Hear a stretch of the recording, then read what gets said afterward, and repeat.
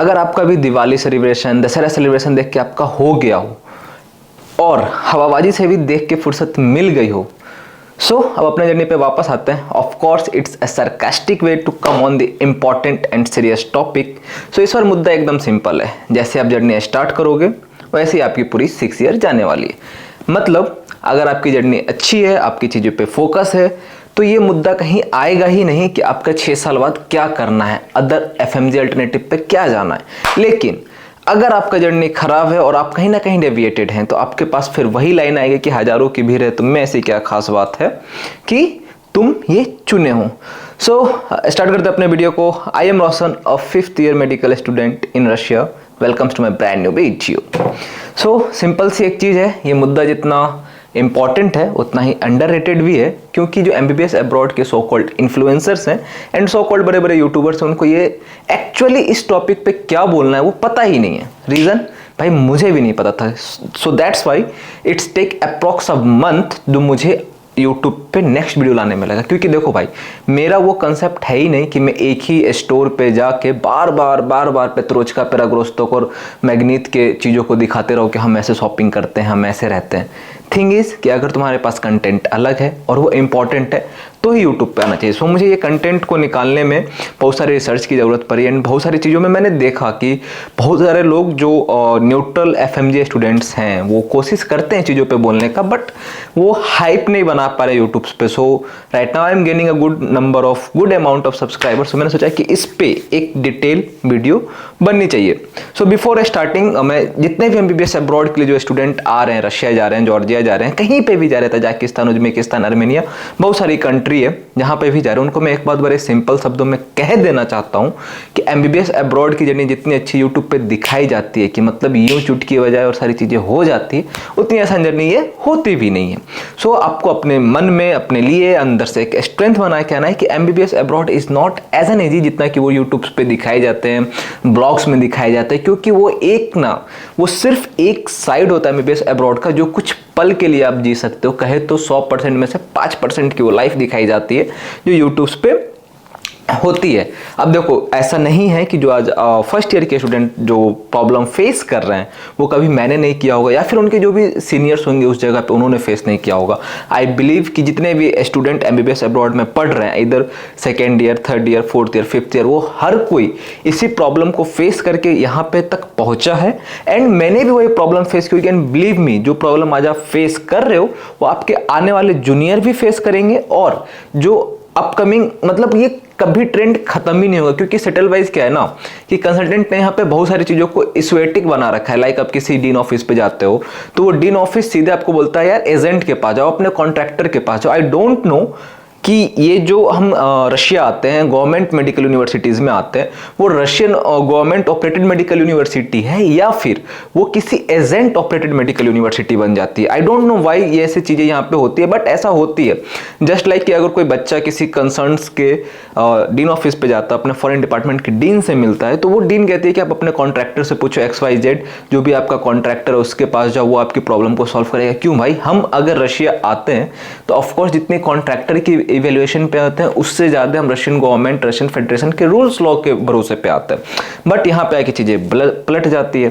And मतलब ये surprisingly मैं इस चीज़ पे बहुत कन्विक्ट हूँ कि जब हम ये सारी चीज़ें एम्बेसी को तक पहुँचाते हैं, एम्बेसी के बाद सारे मेल्स करते हैं या फिर जो भी चीज़ें करते हैं, आई डोंट नो क्यों एम्बेसी इस पे एक लीगल एक्शन नहीं लेती। एंड आई थिंक कि एक प्रॉपर चैनल बनना चाहिए जो कि बच्चों को इंडिया से अब्रॉड रसिया लाए, एंड इसमें गवर्नमेंट का एक अच्छा इंटरफेरेंस होना चाहिए। क्योंकि अब धांधली इतनी बढ़ चुकी है कि $1300 फिर 1,30,000 रुपये, इतना चार्जेस जो मतलब बल्क में लिए जा रहे हैं। ये क्या है भाई, ये किस चीज़ के इतने चार्जेस लेते हैं, क्यों आखिर बच्चों को इतना पे करना है? क्योंकि अगर कोई बच्चा एमबीबीएस अब्रॉड को चूज कर रहा है तो वो सीधी सी एक बात है कि वो बजट कन्विक्टेड है, मतलब बजट फ्रेंडली यूनिवर्सिटीज़ के पीछे जा रहा है। एंड बजट फ्रेंडली यूनिवर्सिटीज़ के पीछे जाने के लिए आप 1,30,000 के साथ साथ $1300, मतलब कहीं ना कहीं 3 लाख रुपए चार्ज करते हो सिर्फ उस यूनिवर्सिटीज फी के लिए, जहां पे मुझे नहीं लगता इसकी कोई जरूरत है। जो कि जहां पे सारा काम पूरा कुल मिला के आपका 60-70 हज़ार में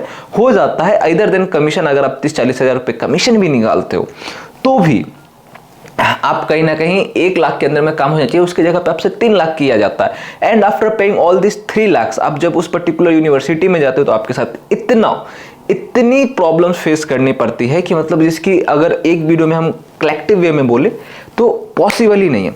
so that's all for this common purpose कि ये यूट्यूब पे जो चीज़ नहीं दिखाई जाती है। सो नाउ अपने टॉपिक पे वापस आते हैं। एंड टॉपिक पे जो हमारा जो सबसे पहला कंसर्न है वो ये है कि आजकल मैं देख रहा हूँ अपने सराउंडिंग्स में या फिर बहुत सारे मैसेज पे ये रिकॉर्डेड आ रहा है मुझे कि बहुत सारे ऐसे कंसल्टेंट भैया दीदी, सॉरी फिर भैया दीदी की गैंग नहीं बोलना चाहता, बट ये मेंशन करना पड़ेगा क्योंकि ये जो आपको ज्ञान बांटा जा रहा है $1300, $1000, $100, मतलब जितने भी डॉलर लेके आपको ये ज्ञान बांटी जा रही है कि आप यहाँ पे आ जाओ, ओजोन रोस्टिक्स वगैरह में काम करके आप अपना फी पे कर सकते हो, तो ऐसा नहीं है। देखो भाई, मैं इस चीज़ पे ना एक क्लियर स्टैंड बताता हूँ कि जो भी यार फर्स्ट सेकेंड ईयर के बच्चों, प्लीज़ आपके पास अगर मजबूरी नहीं है तो आप ओजोन रोस्टिक्स मत जाओ। आपके पेरेंट्स अगर आपको इतना सफिशिएंट अमाउंट ऑफ मनी भेज रहे हैं कि आपको उससे और रेगुलर बेसिस के सारे वर्क्स हो सकते हैं, रेगुलर बेसिस की सारी चीज़ें हो सकती है, तो आप प्लीज़ ओजोन रोस्टिक्स को अवॉइड करो जाना। अब देखो ओजोन रोस्टिक्स है क्या, एक सिंपल सा वे में बता देता हूँ। जैसे इंडिया में फ्लिपकार्ट ऑनलाइन मार्केटिंग शॉप, वैसे रशिया में ओजोन है। एंड आफ्टर सैंक्शंस जो जितने भी केएफसी की फ्रेंचाइजीज थी वो रोस्टिक्स में बदल गई है, तो रशिया में रोस्टिक्स केएफसी है। एंड अगर फ्लिपकार्ट की बात करें तो वो ओजोन है। अब इसमें मैं क्यों बोल रहा हूँ मना करने के लिए, देखो ये आपको पैसा तो अच्छा देते हैं, नो डाउट, आप इससे कहीं ना कहीं चीज़ों को फी लाइक तो आप नहीं कर सकते। अगर आप इतना रेगुलर बेसिस पे आप यहाँ पे जाओगे तो ऑफकोर्स आपकी पढ़ाई के साथ सेक्रीफाइसेस होगी एंड बहुत सारी चीज़ें इसके साथ आती है, क्योंकि 6 घंटे में इतना आपको चूस जाते हैं, आपके अंदर से इतना वर्क करवाते हैं कि आप वहाँ पे जाके फिर पढ़ाई का तो सोच ही नहीं सकते हो। सो दैट्स वाई आई से कि जो भी फर्स्ट ईयर के स्टूडेंट हैं, अवॉइड ऑल दिस थिंग्स। अब देखो अपने मुद्दे पे आते हैं। मैं पूरे इस वीडियो को 4 बेसिकली पॉइंट्स में डिवाइड कर देता हूँ कि फर्स्ट ईयर क्या है एंड क्यों ये इतना इंपॉर्टेंट है कि आपके लिए इसको एक क्या बोलते हैं गेटवे है, एक परफेक्ट। अगर आप गेटवे के थ्रू एमबीबीएस अब्रॉड में एंटर करते हो, फर्स्ट ईयर को एक ऐसा अच्छा वे में स्टार्ट करते हो, तो कहीं ना कहीं आपके पूरे 6th ईयर की जर्नी को डिफाइन कर देगा एंड ईजी बना देगा। जो भी फर्स्ट ईयर के स्टूडेंट है उसको एक चीज समझना पड़ेगा कि फर्स्ट ईयर पढ़ाई से जितना इंपॉर्टेंट है ना, वो आपके एक्सपीरियंस के लिए मैटर करता है। देखो क्यों एक्सपीरियंस मैटर करता है, क्योंकि आपको यहाँ पे 6 साल रहना है एंड वो 6 साल आपके लिए कोई छोटा टेन्योर नहीं। आपको ऐसा लग रहा है कि नहीं हम ऐसा कर लेंगे वैसा कर लेंगे। एंड सेकेंड चीज, सेकेंड लाइन भी इसी में कंक्लूड कर लेना कि फर्स्ट ईयर में जो आपको रशिया में पढ़ाया जाता है, फिलॉसफी, लैटिन एंड अदर पता नहीं क्या क्या सी words and subjects, linguistic subject होते हैं बेसिकली फर्स्ट सेमेस्टर में, तो इन सबको पढ़ते हुए आपको ये खुद को बिलीव कर पाना कि हम डॉक्टर बन जाएंगे, ये पढ़ के, ये भी एक बहुत बड़ी बात होती है। एंड इधर देन दिस ऑल, आपको ये चीज समझना पड़ेगा कि जब आपकी लिंग्विस्टिक की क्लासेस चल रही है तो उस दौरान आपको अपने एनाटॉमी पे भी उसी रेगुलर फोकस पे वर्क करना है, क्योंकि जो आपकी एनाटॉमी ऑफ फर्स्ट सेमेस्टर होती है उसमें क्या होता है बताओ, बोन्स होते हैं, मसल्स होते हैं। After second semester I think neuro चालू होता है। तो जब आप बोन्स और मसल्स पढ़ रहे हो तो ना केवल आपको सिर्फ रशिया के हिसाब से पढ़ना, आई विल सजेस्ट कि बीडी चौरसिया या फिर विश्राम सिंह जैसे बुक्स को आप उसमें अपने इंक्लूड्स करो, अपने जो भी सोर्सेज है उसको इंक्लूड करो एंड देन उसके बारे में डिटेलिंग करो, क्योंकि चूंकि सिर्फ बोन्स पे आपको एक सेमेस्टर निकाल देना, आई डोंट थिंक ये वर्थ इट है। क्योंकि जब आप कहीं ना कहीं बात करते हो, आपके बहुत सारे दोस्त इंडियन मेडिकल कॉलेज में होंगे या फिर प्राइवेट या गवर्नमेंट कहीं पे भी होंगे, तो उनके आपके नॉलेज के साथ बहुत डिफरेंस लगता है कि अरे यार वो तो फर्स्ट ईयर में इतना जानता है, क्योंकि उनके फर्स्ट ईयर में सब्जेक्ट अच्छी चलती है।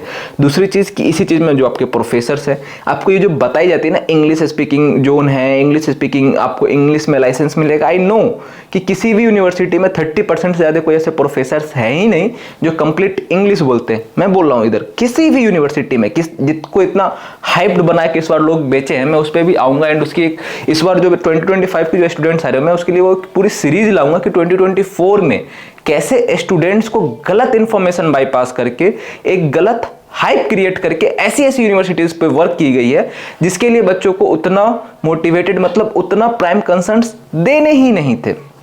तो ये जो सबसे इंपॉर्टेंट चीज़ है आपकी टाइम मैनेजमेंट के बारे में मैं बात कर रहा हूँ कि कैसे आप इस सारे सब्जेक्ट्स के साथ साथ आप एक अच्छा टाइम मैनेजमेंट के साथ फर्स्ट ईयर को फ्रूटफुल बना सकते हो अपने एनाटॉमी और हिस्टोलॉजी को साथ करके। एंड एक्सपीरियंस इसी के लिए कह रहा हूँ क्योंकि जब आप किसी दूसरे कंट्री में जाते हो तो आपके पास ये एक बहुत बड़ी ड्रॉबैक होती है कि ना आपके पास आपका वहाँ का कल्चर मालूम है, ना आपको वहाँ के लोग मालूम है, ना आपके पास यहाँ पे कोई ऐसे फ्रेंड्स हैं जिनके साथ आप अपने चीज़ों को शेयर कर सको। जब भी आप किसी पे भरोसा करते हो तो ऐसा लगता है कि नहीं यार फिर ये गेम खेल गया एंड चीज़ें चेंज हो गई। तो ये सारी चीज़ें भी आती है। एंड दूसरी चीज़ मैं इस चीज़ को एक्सेप्ट करता हूँ कि आप बहुत कुछ पीछे छोड़ के अपने घर पे अपने कंफर्ट जोन से निकल के एक अपने आप को इम्प्रूविंग जोन में लाते हो जहाँ पे आपको डेली एक फाइट करनी है जो कि खुद से होगी। ऐसा नहीं कि फाइट में हम जाके डिसुम कर रहे हैं, नहीं, वो फाइट अपने सेल्फ ग्रोथ की होती है, वो फाइट अपने इंटेलिजेंस की होती है। तो आपको अपने अंदर से वो लाना पड़ेगा कि नहीं हम ये कर सकते हैं।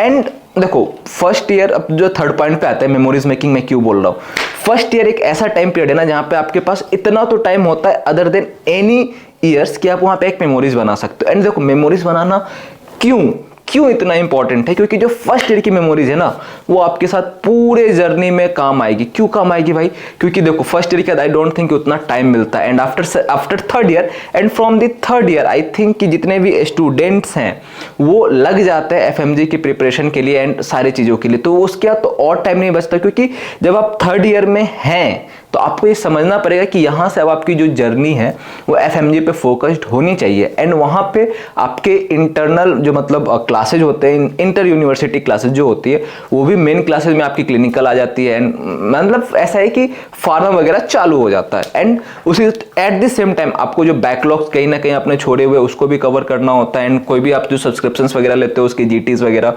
जीटीज तो अभी नहीं, जनरल टेस्ट तो अभी नहीं आप दोगे, बट जो भी आपका मेन कंसर्निंग टॉपिक्स होता है उसके जो आप पढ़ रहे होते हो, जो कंसर्निंग टॉपिक्स होता है उसके आपको टेस्ट देने होते हैं, उसके लिए आपके नोट्स बनाने होते हैं, उसके लिए आपको फर्दर वीडियोस कंप्लीट करने होते हैं। तो ये सारी चीज़ें जब आती है बल्किंग में तो वो कहीं ना कहीं जो हम कॉलेज लाइफ की जो एक ड्रीम देखते हैं ना इंडिया में, कॉलेज लाइफ एक बहुत अच्छा मोमेंट होता है जहाँ पे शायद वो लास्ट ऐसा मोमेंट होता है अपने जर्नी का जहाँ पे हम अपने लिविंग बीइंग्स को एज एन लिविंग बीइंग्स उसको रिलाइव करते हैं। एंड वो चीज़ें जो अब मेमोरी है वो शायद यहाँ से हमारी इमेच्योरिटी वाली जो गलतियाँ हैं, जो दोस्तों के साथ एक खूबसूरत पल बिताने वाले होते हैं, वो शायद यहाँ पे खत्म हो जाती है। एंड इसके बाद बस आगे जाओ तो बस सीरियस ही सीरियस है एंड जिम्मेदारी ही जिम्मेदारी है। तो इस चीज़ को भी कहीं ना कहीं आपको लैक नहीं करना है कि हम एक अच्छा मेमोरीज नहीं बनाए, फर्स्ट दिन से हम चार पाँच के पीछे भागे। फर्स्ट ईयर है, take it lightly and make a good memory with your good friends. फिर आता है अगला पॉइंट, फोर्थ पॉइंट, आपका ग्रुपिंग एंड इमेज। देखो फर्स्ट ईयर में जो स्टूडेंट का इमेज एक बार बन जाता है, जो ग्रुप बन जाता है, वही कहीं ना कहीं लास्ट तक जाता है। अगर आप फर्स्ट ईयर में आके अपना ऐसा इमेज बना लियो, वो आटा धोने वाला, बेलने वाला और गट्टे ढोने वाले हो, तो आपकी इमेज वही रहने वाली है, क्योंकि आपकी जो एक इमेज की जो परसेप्शन है वो फ्रॉम द फर्स्ट डे आपको देखी जाती है। आपके तैयार होने से, आपके बोलने से, आपके सोशल जो भी आप सोशलाइज होते हो उससे, आप अपनी किस चीज़ों को, अच्छी चीज़ों को डिसाइड करते हो, बुरी चीज़ों को डिसाइड करते हो, हर वो चीज़ उससे डिसाइड होती है। अगर आप अपने आप को मेस में रोटी बेलना और बर्तन साफ करने में लगा दियो तो आपके मालूम है आपको क्या कहे जाने वाला है, वो आपको भी बेटर मालूम है और मुझे भी मालूम है। एंड शायद आपको ये अंदाजा होगा कि जो अब आपके जूनियर आए हैं वो आपको क्या कहते हैं। तो इसी के लिए मैं कह रहा हूं कि हमेशा एक चीज याद रखो, फर्स्ट ईयर को इतना इम्प्रोवाइजिंग बनाओ कि जो तुम्हारा एक सेल्फ डेवलपमेंट एंड आउटग्रोथ का जो फेज होता है उसको तुम इतने अच्छे से मैच्योरली हैंडल कर सको कि जो आगे की सिक्स्थ मतलब फिफ्थ 5 साल जो बाकी है वो इतना अच्छा जाए, इतनी अच्छी चीज़ों से कटे कि हाँ तुमको कहीं पे दिक्कत ना हो, तुमको सेल्फ प्रोवाइजिंग कहीं ना करना पड़े। एंड ग्रुप इसी के लिए इंपॉर्टेंट है। देखो तुम जिस ग्रुप में रहोगे वैसा तुम बनोगे, तुम जिस एनवायरमेंट में रहोगे वैसा तुम बनोगे। अगर तुम्हारी एनवायरमेंट मेस चलाने वाली है तो तुम ऑफकोर्स उसी एनवायरमेंट में मेस ही चलाओगे। अगर तुम्हारे एनवायरमेंट एक अच्छे लोगों से, एक ऐसे सीनियर से, एक ऐसे अपने ग्रुप में है कि तुम्हारे पास हमेशा एक ये चर्चा हो रही है कि अरे हम ये पढ़ाई करेंगे, हम ये करेंगे, वीकेंड में हम यहाँ घूमने जाएंगे, हमारे पास इतना एक्सपेंस है, हम इतने में बजट आउट कर सकते चीज़ों को, तो वो ग्रुपिंग हमेशा ही तुम्हारे लिए बेनिफिशियल रहेगी। क्योंकि देखो मैं इतना समझता हूँ कि एमबीबीएस की पढ़ाई में ना जितना तुम्हारे लिए पढ़ाई जरूरी है उतना सोशलाइज होना जरूरी है। क्योंकि अगर तुम सोशलाइज नहीं होगे इन फ्यूचर पेशेंट से तुम कैसे इंटरेक्ट कर सकते हो, फर्स्ट थिंग। सेकेंड थिंग, तुम्हारा घूमना जरूरी है। घूमना है, ये ना सिर्फ घूमना, वो एक अच्छी मेमोरीज देती है, वो एक अच्छा एक्सपीरियंस देती है, वो एक अच्छा आउटग्रोथ देती है कि तुम कैसे किसी सिचुएशंस पे अकेले भी हैंडल कर सकते हो। तो ये सारी चीजें तुम्हारे फर्स्ट ईयर के लिए इतना इंपॉर्टेंट है कि प्लीज जब भी तुम अपने फर्स्ट ईयर की जर्नी को स्टार्ट करो तो ये ओजोन, रॉ स्टैटिस्टिक्स, यूट्यूब्स वगैरह से हट के करो। ऑफकोर्स अगर आपको यूट्यूब पे आना है तो आपके पास एक प्रॉपर मैनेजमेंट चैनल होना चाहिए कि किस टॉपिक पे हमको आना। अगर तुम आके किसी को अपना एक कैसे हायरार्ची बना के वो ही कर रहे हो कि हम पेत्रोचका में जा रहे हैं, हेलो मेरे दोस्त करने लगे, तो भाई कुछ नहीं होने वाला। यूट्यूब पे भी इतने कॉमन चीजें हो गई ना कि आज लोग सारी चीजों को समझते हैं यूट्यूब पे। तो you have to be different from others, क्योंकि वो है ना कि एक चीज को घिसा पिटा चीज और एक थ्योरी जो लिखी हुई कहीं से आती है उसको रिपीट करते जाना इज नॉट एन वे कि तुम यूट्यूब पे आके फिर कुछ एक अलग हायरार्ची सेट कर सकते हो। Last not the list, please यार जो भी फर्स्ट ईयर के स्टूडेंट आए हो प्लीज यूनिटी में रहो। आई डोंट नो कि आजकल के फर्स्ट ईयर के स्टूडेंट कैसे आ रहे हैं, क्यों आ रहे हैं, किस मेंटेलिटी के साथ आ रहे हैं। यार हमारे टाइम के फर्स्ट ईयर में ना भाईचारा ऑन द टॉप होता था। कौन एजेंट और कौन उनके चमचे, यार क्या मतलब हम किसी को कुछ नहीं समझते थे। हमारे अंदर इतनी यूनिटी थी कि हम अगर एक साथ 50 लौंडे कहीं पे घुस जाते थे ना, लौंडे कहने का मतलब स्टूडेंट, तो एजेंटों की फाड़ के आते थे कि यार तुम कैसे कर सकते हो।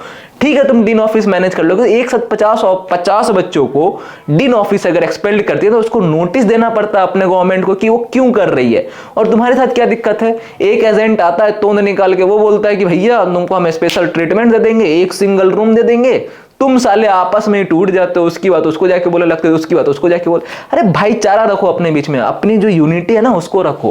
क्योंकि एक चीज याद रखना, आज अगर एजेंट किसी दूसरे के साथ कर रहा है ना कुछ, तो कल तुम्हारा नंबर भी पक्का आएगा। अगर देखो तुम उसके लिए कोई हूड़ के परे नहीं हो, कोई स्पेशल नहीं हो कि तुमको वो स्पेशल ट्रीटमेंट इसी के लिए दे रहा है कि तुम्हारे अंदर कोई स्पेशल क्वालिटी है, कोई 36 में से तुम्हारे अंदर 40वां गुण उसको निकल के आ गया है कि नहीं भाई इस लौंडे को तो हमको ऐसे करना। कुछ ऐसा नहीं है। बस मुद्दा इतना है ना कि उसको तुम्हारी यूनिटी को तोड़ना है। और एक बार अगर तुम्हारी यूनिटी किसी भी तरीके से लालच में आके टूट जाती है तो वो कभी भी सेटबैक्स नहीं दे सकता, वो कभी भी तुम्हारी यूनिटी में नहीं दे सकता। तो प्लीज मैं एक रिक्वेस्ट करता हूँ फर्स्ट ईयर के स्टूडेंट से, कोई भी तुम्हारा एजेंट हो यार, कहीं का भी हो, अगर तुम्हारे अंदर यूनिटी है ना बाबू, अगर तुम्हारे अंदर 50 बच्चों की यूनिटी है जो 300 बच्चे ला रहे हो, तुम अगर यूनाइट खड़ा हो जाओ, तुम किसी भी एजेंट की फाड़ सकते हो। और क्या डरते हो बे, क्लास से फर्स्ट ईयर में आ गए हो, क्या किस सब्जेक्ट से डरते हो। हाँ हालांकि कुछ ऐसे नमूने हैं कि फिलॉसफी जैसे में फेल हो रहे हैं, एंड उन नमूनों की सरदारियत तो देखो कि उनको एजेंट भी नहीं बचा पा रहे फिलॉसफी जैसे सब्जेक्ट में। यार हम जब फर्स्ट ईयर स्टार्ट किए थे ना, तो सबसे पहली चीज तो इन सब्जेक्ट में हमें एजेंटों की जरूरत ही नहीं पड़ती थी।